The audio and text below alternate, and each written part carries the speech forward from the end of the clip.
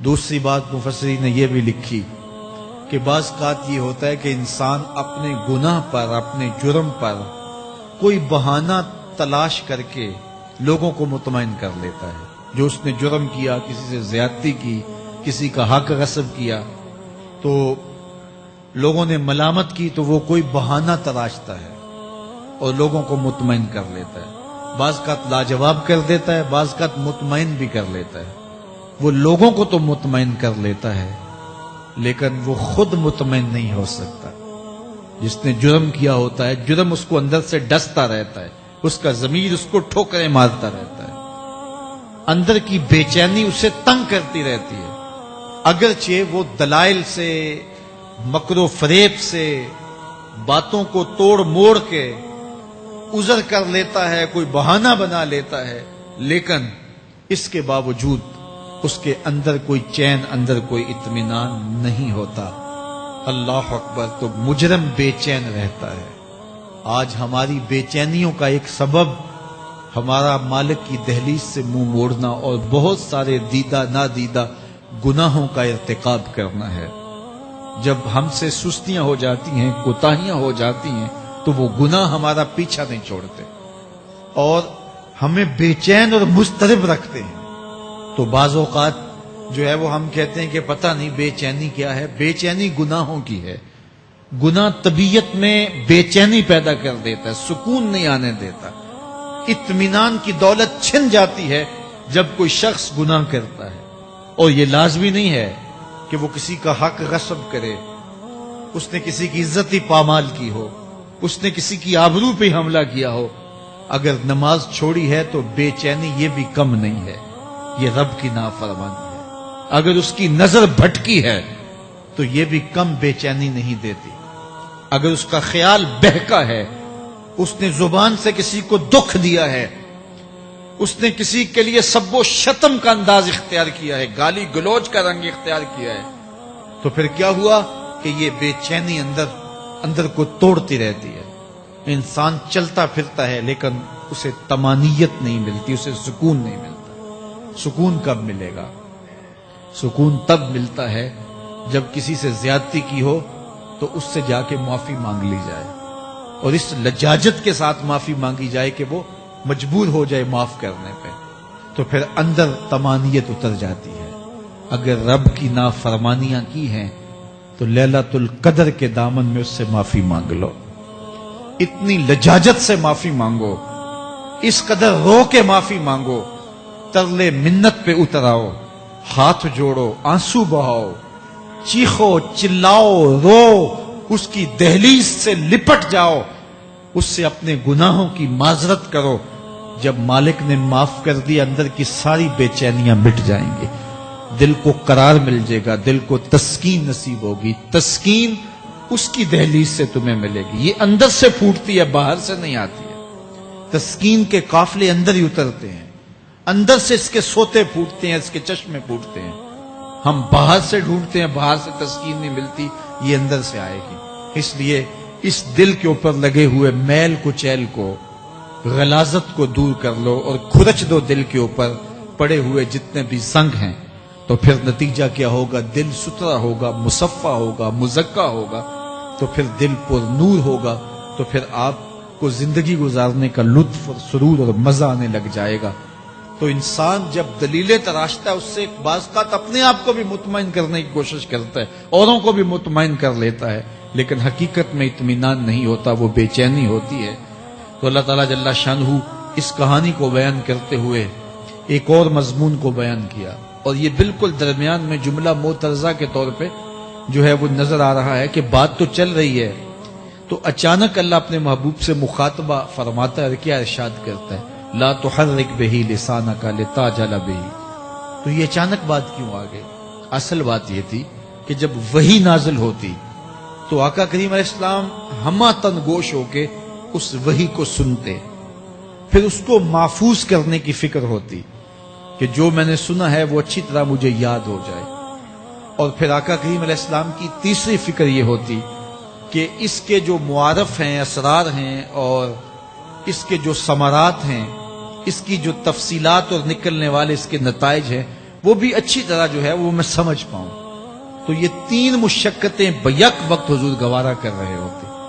اب قیامت کا ہولناک منظر جو پیش کیا گیا، اور پھر انسان جب اپنے رب کی نافرمانی کرتا ہے تو جو اس کا حال ہوتا ہے، تو یہ سارے مضامین کو اللہ کے محبوب سن رہے تھے.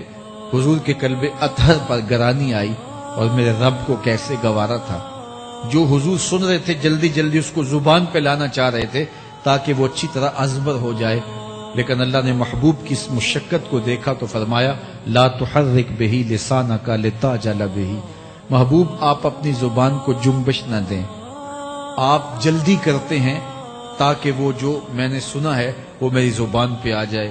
ان علینا جمعہ وقرآنہ، یہ ہمارے اوپر ہے، ہم آپ کے دل میں جمع بھی کریں گے. جو آپ کو سکھایا ہے وہ آپ کو یاد بھی رہے گا، وہ آپ بھول نہیں سکیں گے.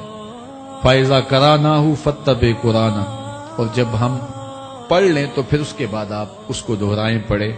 ثُمَّ إِنَّ عَلَيْنَا بَيَانًا، پھر اس کی تفصیل بھی ہمارے ذمہ ہے، اس کا بیان بھی ہمارے ذمہ ہے. اس سے وہ لوگ جو حجیت حدیث کا انکار کرتے ہیں اور پھر وہ کہتے ہیں کہ نہیں بس قرآن مجید کی آیات ہی ہیں، اس کے علاوہ اور کچھ نہیں ہے، وہ من اللہ نہیں ہے، تو یہاں غور کرنا ہے. ثم ان علینا بیانہ فرمایا گیا، پھر ہمارے اوپر ہے اس کا بیان جو آپ کو ہم القا کریں.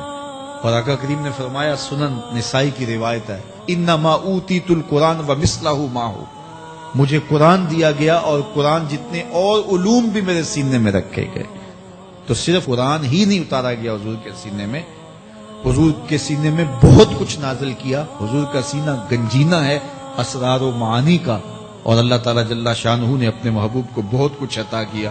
یہ بیان کرنے کے بعد فرمایا کلا بل تحبون العاجلہ وتذرون الآخرہ. اللہ اکبر. کوئی نہیں بلکہ یہ جو تم لوگ ہو اے کافرو، تم اس چیز کو پسند کرتے ہو جو بالکل نقد ہے، جو جلد ملنے والی ہے. دنیا کا سودا نقد ہے، دنیا کے نفع نقد ہیں، دنیا کی لذات نقد ہیں. شیطان کہتا ہے اب چوری کرو اب مال آئے گا، اب زنا کرو اب لذت ملے گی، اب ڈاکہ کرو اب امیر ہو جاؤ گے. تو دنیا کے سودے نقد ہیں اور آخرت کے وعدے ادھار ہیں.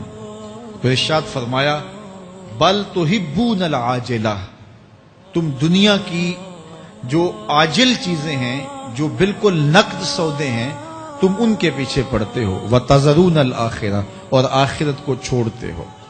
دوسرے مقام پہ ارشاد فرمایا سورہ الاعلی میں بل تؤثرون الحیات الدنیا والآخرۃ خیر وابقی، تم دنیا کی جیتی زندگی کو ترجیح دیتے ہو، حالانکہ آخرت بہتر بھی ہے اور دائمی بھی. میں آپ کی توجہ چاہوں گا، آخرت بہتر بھی ہے اور دائمی بھی، لیکن تمہاری ترجیح یہ دنیا ہے جس کی آخرت کے مقابلے میں کوئی حیثیت ہی نہیں ہے.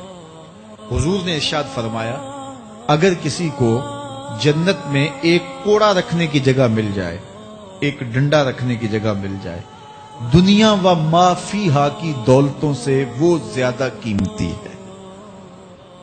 7 براعظموں پہ پھیلی ہوئی کائنات، سمندروں کی تہوں میں قیمتی موتی، پہاڑوں کے دامن میں قیمتی معدنیات، مالیاتی اداروں کے پاس سرمائے، لوگوں کے پاس دولت کے انبار، یہ سارے اکٹھے کر لیے جائیں اور ان کی قیمت لگائی جائے، اور جنت میں ایک ڈنڈا رکھنے کی جگہ، ایک عصا رکھنے کی جگہ، ایک کوڑا رکھنے کی جگہ، وہ جگہ پھر بھی زیادہ قیمتی ہے. پراپرٹی ویلیو ہوتی ہے نا. وہ کہتے ہیں کہ دور دراز دیہات سے 10 ایکڑ فروخت کریں تو یہاں ہمارے بائی پاس پہ اگر لیں تو 1 کنال جگہ آئے گی، 10 ایکڑ فروخت کر کے یہاں 1 کنال ملے گی. اور اگر آپ مزید اس کو فروخت کر کے مزید جو ہے وہ کسی مہنگے علاقے میں چلے جائیں تو ہو سکتا ہے 2 مرلے اس 10 ایکڑ کے مقابلے میں آئیں. تو اس طرح مختلف جگہوں کی پراپرٹی ویلیو ہوتی ہے. اللہ کے محبوب جنت کی پراپرٹی ویلیو بتا رہے ہیں. 7 براعظموں پہ پھیلی ہوئی کائنات کو ایک پلڑے میں رکھیں.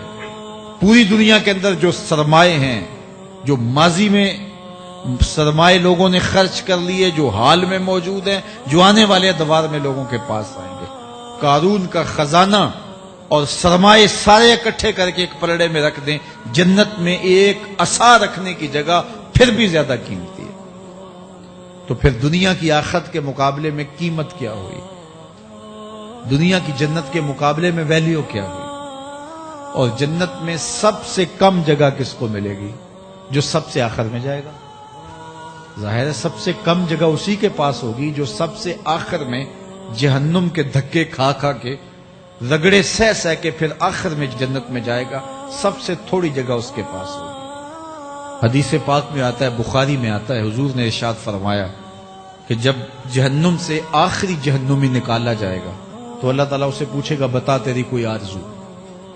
تو وہ کہے گا مالک یہ آرزو ہے، یہ آرزو ہے، مختلف آرزویں بتائے گا۔ اللہ فرمائے گا لکا ما تمنیتا، جو تو نے آرزو کی جا جا تجھے میں نے عطا کر دی، اب جنت میں چلا جا۔ تو اس کی تو توقع یہ ہوگی کہ سایہ دیوار جنت میں جگہ مل جائے تو غنیمت ہے، اور اگر جنت کے اندر جاؤں تو کوئی جھونپڑا مل جائے 2 مرلے کا تو وہ بھی کافی ہے۔ لیکن اللہ اسے کتنی جگہ دے گا؟ اللہ فرمائے گا جا جنت میں، تیرے لیے جنت میں دنیا سے 10 گنا جگہ ہے۔ 7 بر اعظموں کو 10 سے ضرب دے تو کہا کہ دنیا سے 10 گنا جگہ تیرے لیے۔ اس کو یقین ہی نہیں آئے گا، وہ کہے گا اتسخر وانت الملک، میرے رب تو بادشاہ ہو کے مجھ سے مذاق کر رہا ہے؟ اللہ فرمائے گا نہیں، تیرے لیے 10 گنا جگہ ہے، اور اس کے لیے 10 گنا جگہ ہوگی جو سب سے آخر میں جنت میں جائے گا۔ میں آپ کی توجہ چاہوں گا، جو آخری جنتی ہے اس کے پاس کتنی جگہ ہوگی، کتنی پراپرٹی ہوگی؟ آج تو 2 10 20 50 مربع کسی کے پاس ہوں تو وہ اتراتا ہوا چلتا ہے کہ میں اتنا بڑا ذمہ دار ہوں۔ جنت میں آخری جنتی کی جگہ کتنی ہوگی؟ دنیا سے 10 گنا جگہ۔ تو داتا گنج بخش علی حجویری کی جاگیروں کا عالم کیا ہوگا؟ بابا فرید الدین گنجے شکر کی جاگیروں کا عالم کیا ہوگا؟ پھر اصحاب رسول کی جاگیروں کا عالم کیا ہوگا؟ قیمتی کتنی جگہ کہ ایک ڈنڈا رکھنے کی جگہ مل جائے، دنیا و ما فیہا سے وہ قیمتی، اور وہ قیمتی جگہ دنیا سے 10 گنا جگہ اس کو دی جائے گی جو سب سے آخر میں جائے گا۔ تو مجھے بتائیے اس سے بڑا بے وقوف کوئی ہے جو آخرت کو برباد کر کے دنیا کا سودا کرتا ہے؟ بل تؤثرون الحیات الدنیا والآخرۃ خیر وابقا، کہا آخرت بہتر بھی ہے اور دائمی بھی ہے، نہ ختم ہونے والی زندگی ہے۔ تو یہاں بھی ارشاد فرمایا کلا بل تحبون العاجلہ وتذرون الآخرہ، تم نقد کے پیچھے دوڑتے ہو، آخرت جو ادھار ہے اس کی پرواہ نہیں کرتے ہو۔ یہ نقد تمہیں مل بھی جائے، پہلی تو بات ہے ملتی نہیں ہے، دنیا تمہارے آگے بھاگتی ہے اور تم پیچھے بھاگ رہے ہو۔ کچھ حصہ تمہیں مل بھی گیا تو وہ کتنے سالوں کے لیے؟ 60 سال 70 سال، یہ تو بڑی لمبی زندگی ہے۔ ہمارے ہاں 45 سال ایوریج نکالی گئی ہے۔ 60 سال بھی کوئی جی لے، 70 سال بھی کوئی جی لے، کیا حیثیت ہے آخرت کے مقابلے میں؟ آخرت کا ایک دن یوم حشر قرآن بتاتا ہے 50,000 سال کا ہوگا۔ 50 سال کا نہیں، 50-100 سال کا نہیں، 50,000 سال کا ایک دن، پھر اس کے بعد نہ ختم ہونے والی زندگی۔